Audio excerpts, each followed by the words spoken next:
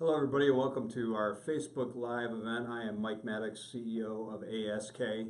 According to my job description, that means I get to come in early, stay late, and deal with everything nobody else wants to deal with, I think. And with me is the lovely and talented Josh Gembala. I think thanks. Josh is the manager of our Enhanced Security Services team here at ASK.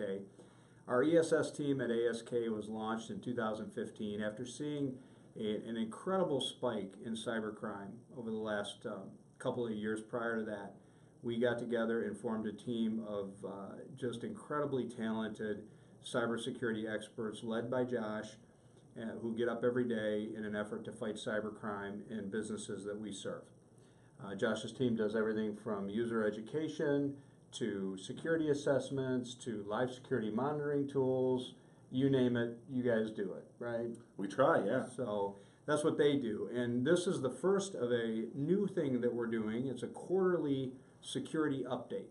And each quarter we're going to do this on Facebook Live, where I get Josh in a chair and we talk about key things that have happened over the last quarter in the world of cybersecurity. So that's what we're here to do. Did somebody tell you that before we sat down? They did, and Okay. we've got a kind of a list of stuff that's gone on in the last few months. It's been a busy quarter, but you could say that about any quarter when you're That's talking exactly cybersecurity. right.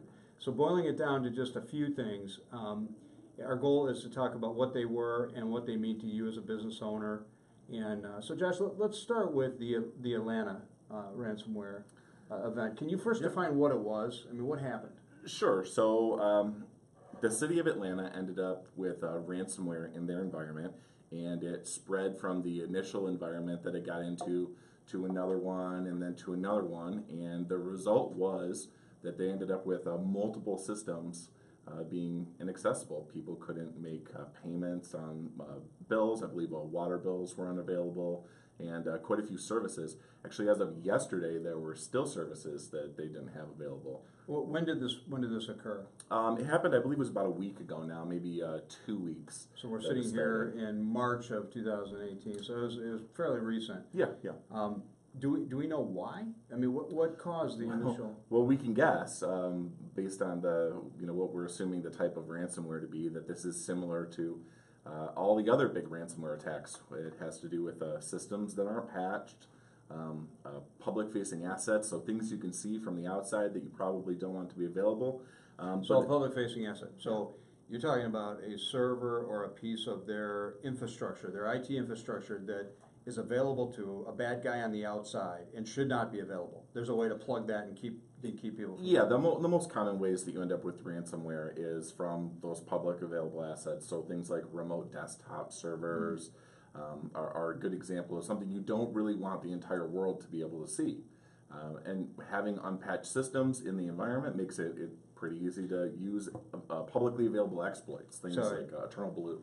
Okay, and just to define that, so an unpatched system, Microsoft, other software providers offer patches for known vulnerabilities in your infrastructure, and they send those out, and you should apply them or have a qualified consulting company like ASK, there's a plug, apply them for you. If you don't, the bad guys are looking for you. They're looking for the assets that are not patched. They have easily usable exploits that they can work with in order to compromise that individual machine. So we think that's what happened here in Atlanta. Yeah, I mean, ransomware is pretty straightforward. There's only a handful of ways that it usually comes in. One thing though that we didn't mention is phishing is obviously a great way to get ransomware into an environment too. Yep. But I would almost say that the ransomware isn't the most important part of this. Okay. The problem that they have is that they didn't implement even basic security mechanisms. So regardless of how it got in there, you have a big flat network that's easy to move from one machine to the next machine to the next machine. They could have got ransomware in there and it only affected one machine. But right. Because of the way things were built and how long they had let some security mechanisms go, it was much worse. So this gets back to, it sounds like what you're saying is it gets back to what I say all the time in talking to business owners, which is it's not a matter of if you're going to get ransomware or you're going to get a cyber breach, it's when.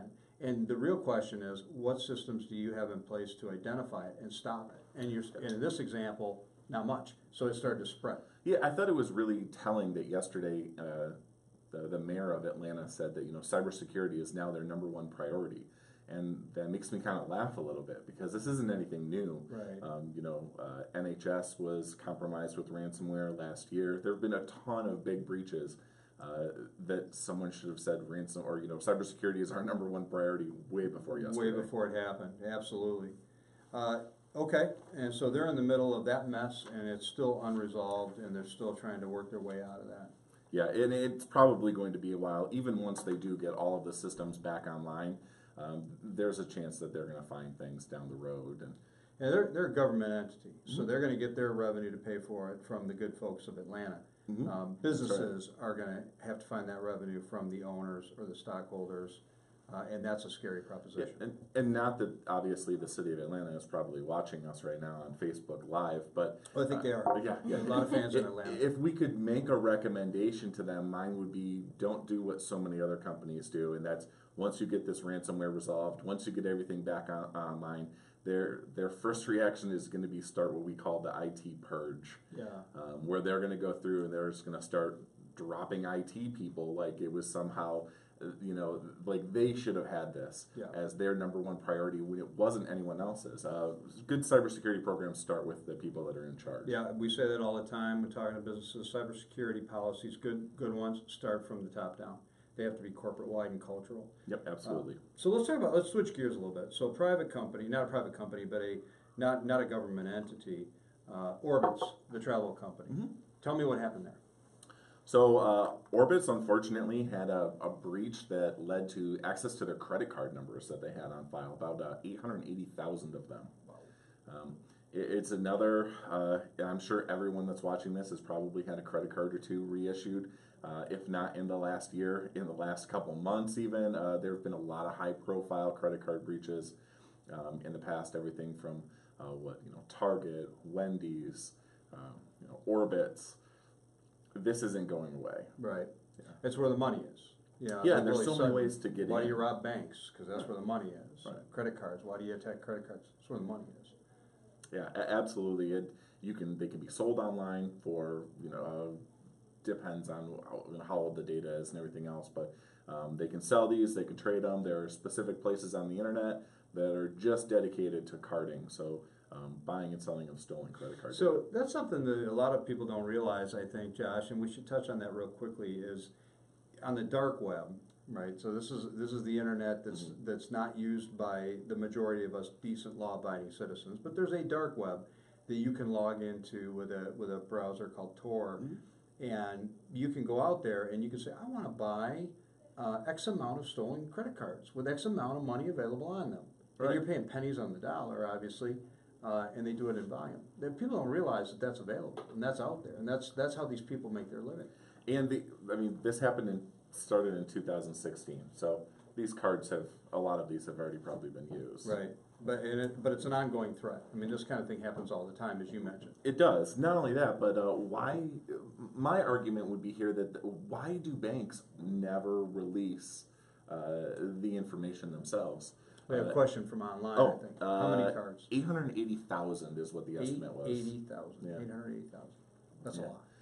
It's not a lot. It depends on the size of the breach, but if you're one of the 880,000, that's not good. Have you ever got the mysterious letter from your bank telling you that your credit card was going to be reissued? Yeah. Have you noticed it never tells you where the card was compromised at? No, yeah, they don't give you that. That's really annoying.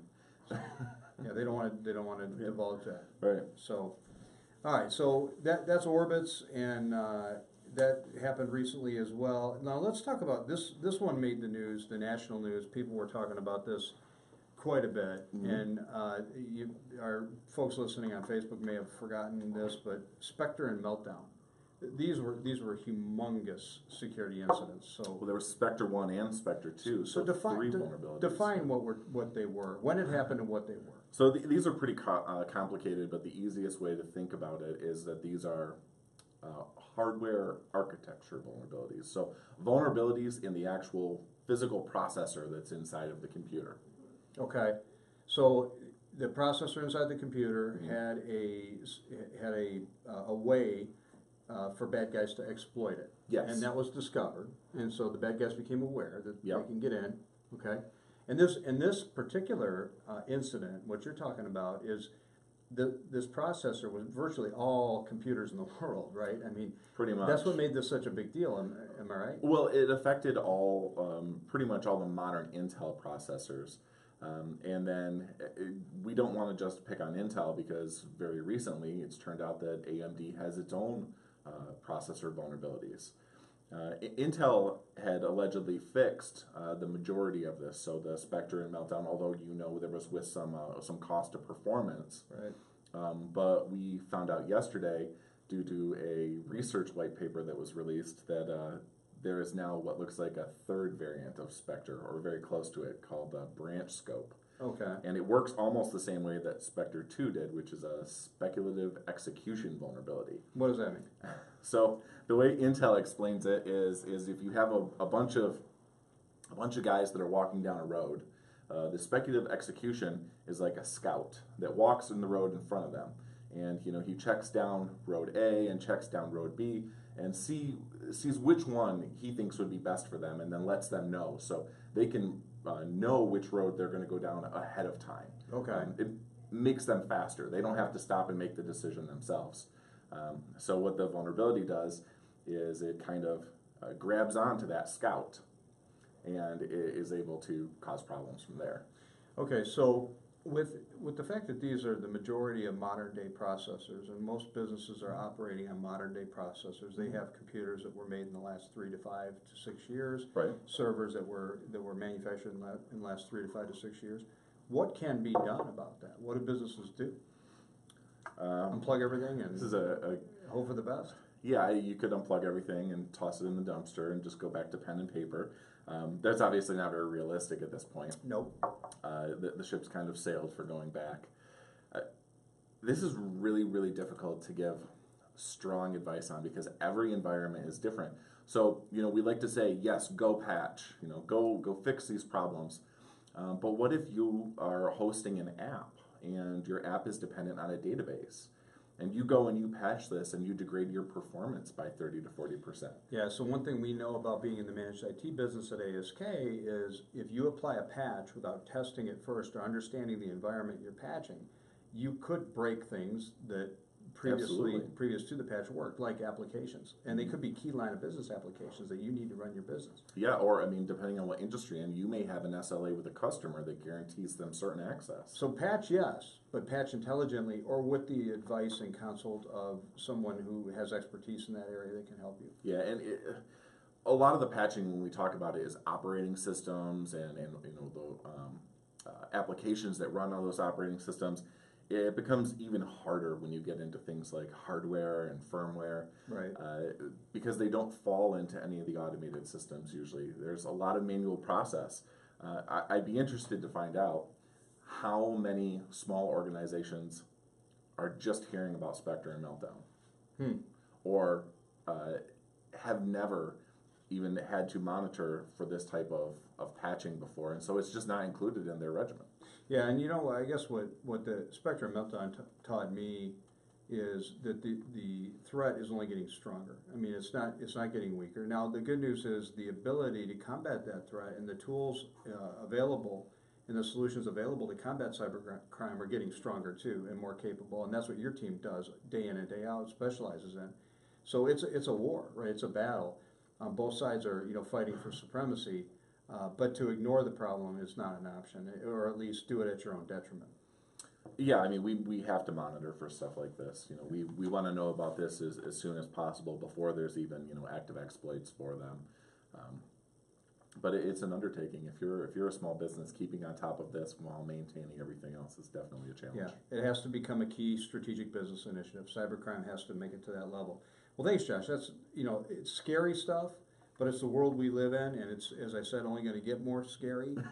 If you would like to get on a newsletter with more information and advice from Josh and his team on a monthly basis, they can send an email to, I think it's ess@justask.net. That's right. ess@justask.net. And if you have questions you'd like to discuss with Josh and his team or any of us at ASK, please reach out to us at justask.net or at 877-ASK for ASK. 877-ASK for ASK. Thank you for watching. Have a great day, everybody. Thanks.